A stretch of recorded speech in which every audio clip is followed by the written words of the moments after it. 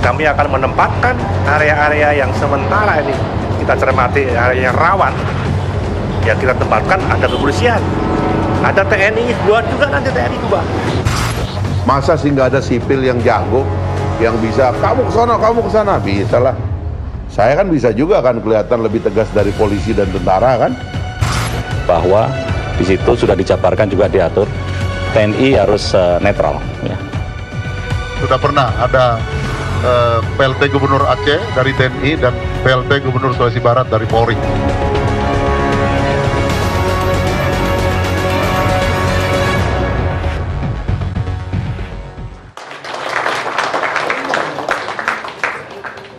Pemirsa, kita sampai di ujung acara.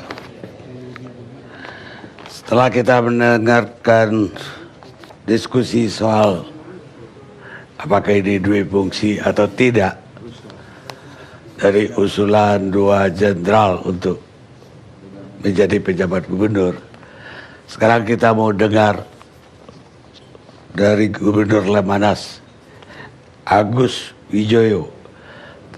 Beliau ini dulu yang mempelopori dihentikannya atau di stopnya dua fungsi ABRI yang waktu itu berarti juga dua fungsi Polri.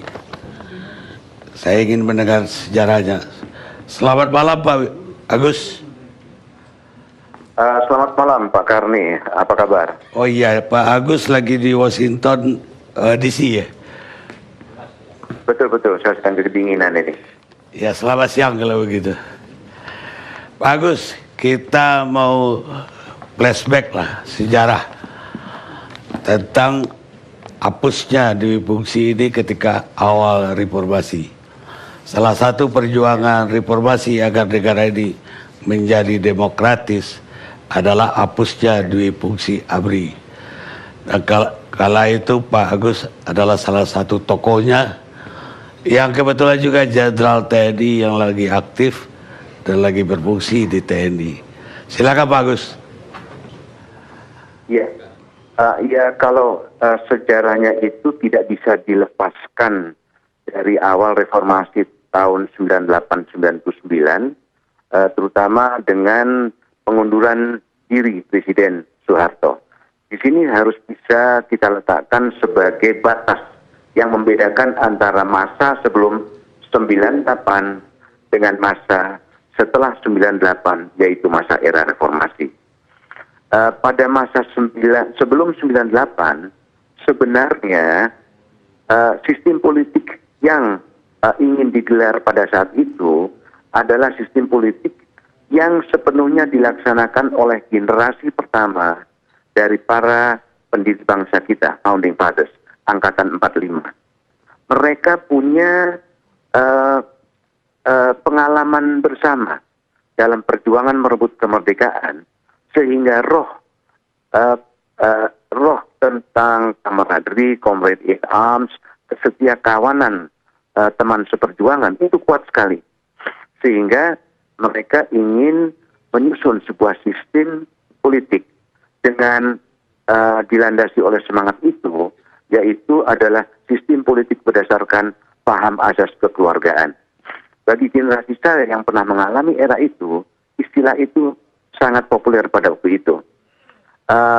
Ada juga istilah bahwa semua bisa diatur. Tidak sepenuhnya salah, karena mereka sama-sama pejuang, sehingga ketika mendapatkan sebuah negara Indonesia yang merdeka, tidak ada penggarisan yang sangat kaku antara sipil dan militer. Ketika akan diadakan penggarisan yang kaku, maka militer akan bertanya, saya kan juga ikut berjuang, kenapa saya disisihkan dari pengelolaan negara dan bangsa, walaupun pada tingkat strategis, gitu. Sehingga terjadilah difungsi yang betul-betul dimulai, yang memiliki landasan konstitusional ketika Ketua Dewan Nasional ketika itu memasukkan TNI sebagai bagian dari putusan golongan. itu adalah awal masuknya dui fungsi. Ketika Presiden Soeharto ini mengundurkan diri, kita berpikir, bisakah tatanan itu kita lanjutkan? Pemimpin-pemimpin yang menjadi pemimpin militer itu tidak pernah mengenal pemimpin-pemimpin yang ketemu di atas, yang merupakan pemimpin-pemimpin politik sipil yang berasal dari perguruan tinggi. Lantas bagaimana kita mengatur hubungan antar kewenangan? Maka masyarakat Indonesia telah melakukan sebuah keputusan strategis untuk menggantikan sistem politik Orde Baru. Kita memilih sistem politik demokrasi. Itu berarti bahwa semua fungsi atau penyelenggaraan fungsi pemerintahan dilaksanakan berdasarkan kaidah-kaidah demokrasi. Artinya dalam hal ini adalah bahwa pejabat publik yang dipilih oleh rakyat adalah pejabat-pejabat utama yang menjalankan negara ini. Dan mereka itu menjalankan pemerintahan karena dipilih oleh rakyat sehingga memegang mandat dari rakyat, memegang pinjaman kedaulatan rakyat. TNI dan Polri tidak diperkenankan untuk masuk politik, tidak diperkenankan untuk ikut pemilu pilkada. Mengapa? Karena mereka sudah mendapatkan kepercayaan dan mandat rakyat untuk memegang senjata. Dan mandat memegang senjata tidak boleh bercampur menjadi satu dengan mandat politik. Karena sekali pemegang mandat politik itu bercampur dengan pemegang mandat memegang senjata untuk kepentingan bangsa, apabila ada penyimpangan, tidak akan ada yang bisa menghentikan dan meluruskan, mengoreksi ketimpangan itu.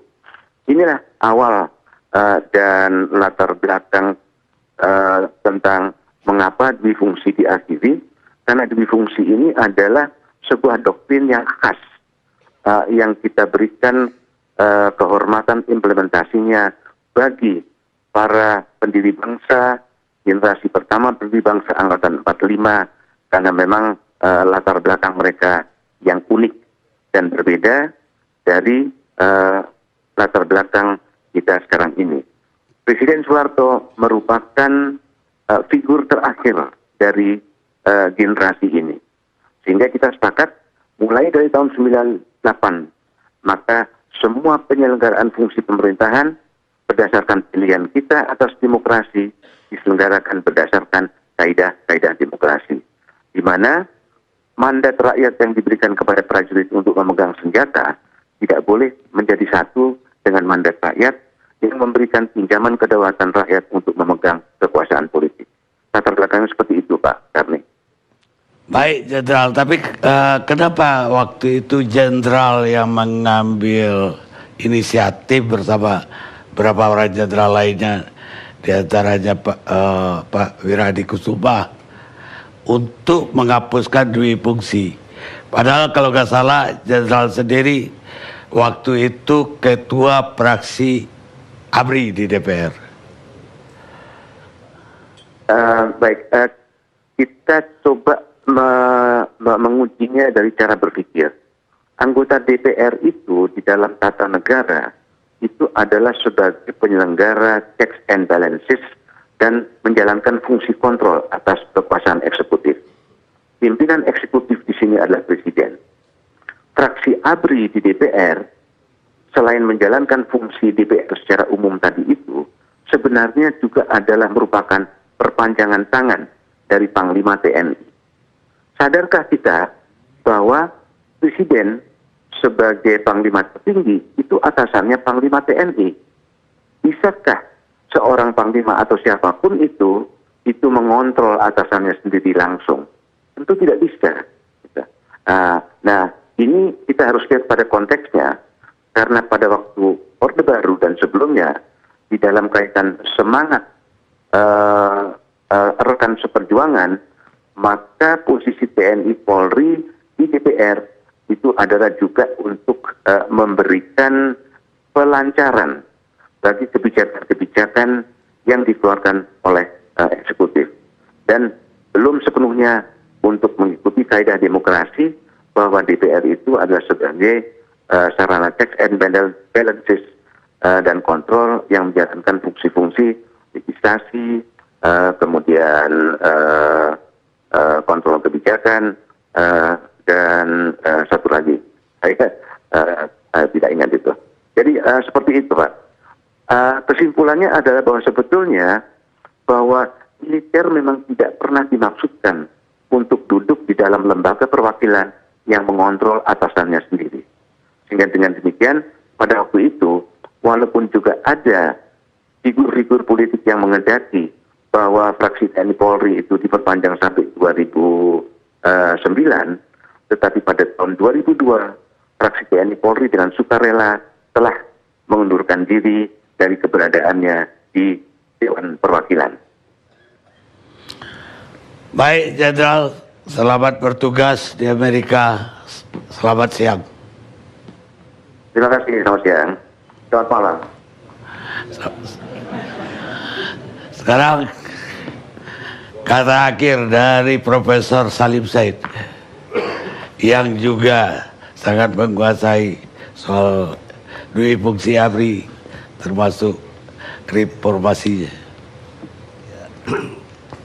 Assalamualaikum warahmatullahi wabarakatuh.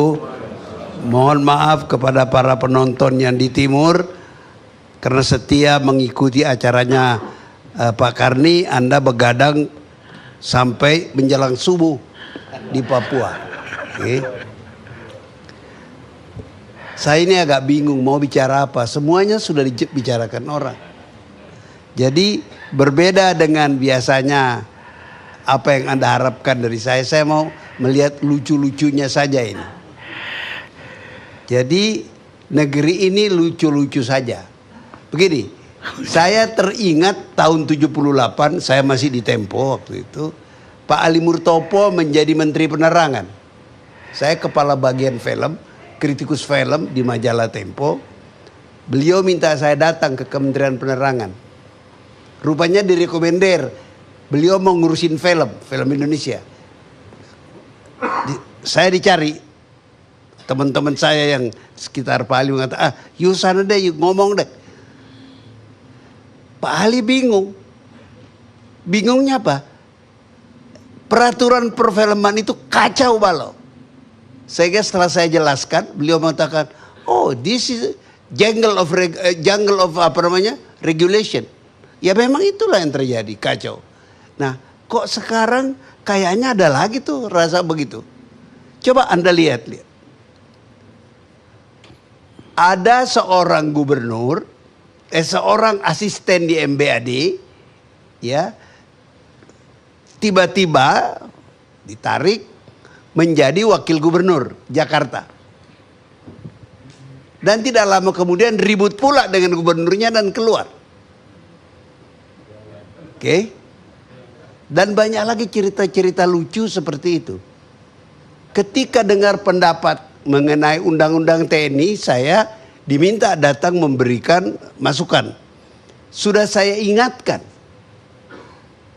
tentara tidak boleh berpolitik. Pertanyaannya, dia warga negara, dia punya hak politik, punya hak pilih.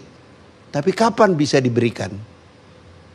Itu harus difikirkan. Saya ditanya oleh beberapa anggota DPR, menurut Pak Salim bagaimana? Kita belajar sajalah dari negara yang paling banyak politisinya itu jenderal. Negara itu namanya Israel.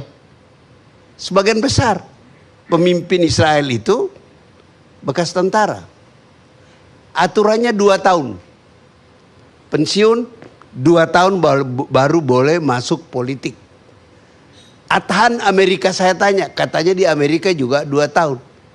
Mestinya kan diatur tuh. Ternyata undang-undang itu tidak mengatur. Nah sekarang kita menghadapi kenyataan, ya, Panglima Kostrat itu pada hari-hari terakhir baru keluar dari tentara dan langsung ke KPU. Kalau daftar itu di mana? KPU kan ya? Nah, oke. KPUD begitu. Nah, ini kan lucu. Tapi orang itu tidak salah. Yang salah ini dia nih. Ketua DPR nih. Waktu itu dia belum jadi DPR. Tapi dia mewakili DPR. Mestinya itu sudah diatur. Jadi karena nggak diatur kayak sekarang ini. Pilkada ada komandan Brimob ya. Saya baru beberapa hari lalu ketika ada soal senjata itu, beliau menjelaskan senjata. Loh, tiba-tiba muncul sudah calon gubernur. Gimana ini ceritanya? Ya kemudian udah pensiun. Oke. Maksud saya Pak, apa yang saya bilang lucu-lucu ini, kita mengatur negeri kita ini amatiran. Jadi undang-undang itu tidak berkaitan satu dengan lain. Dikatakan polisi dan TNI itu tidak bisa ikut begitu loncat menjadi elected politician. Tapi nggak ada undang-undang yang membatasi itu. Jadi terjadilah keadaan seperti yang kita lihat sekarang ini. Itu satu topik supaya tidak tegang. Lucu ini menurut saya. Kalau Anda tidak merasa lucu, aneh. Yang kedua, poin kedua yang saya mau katakan, salah satu yang lucu lagi, sangat lucu.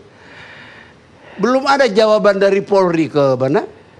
Mendagri, apalagi Pak Harto. Pak Harto, subhanallah, Pak Jokowi. Pak Jokowi itu pergi ke Afghanistan 6 jam. Itu seperti Pak Harto pergi ke Bosnia hanya berapa jam di tengah pertempuran. Jadi Pak Jokowi menunjukkan bahwa memecahkan rekor Pak Harto, datang ke negeri yang dibom dalam beberapa jam dan selamat pulang. Alhamdulillah. Oke. Nah,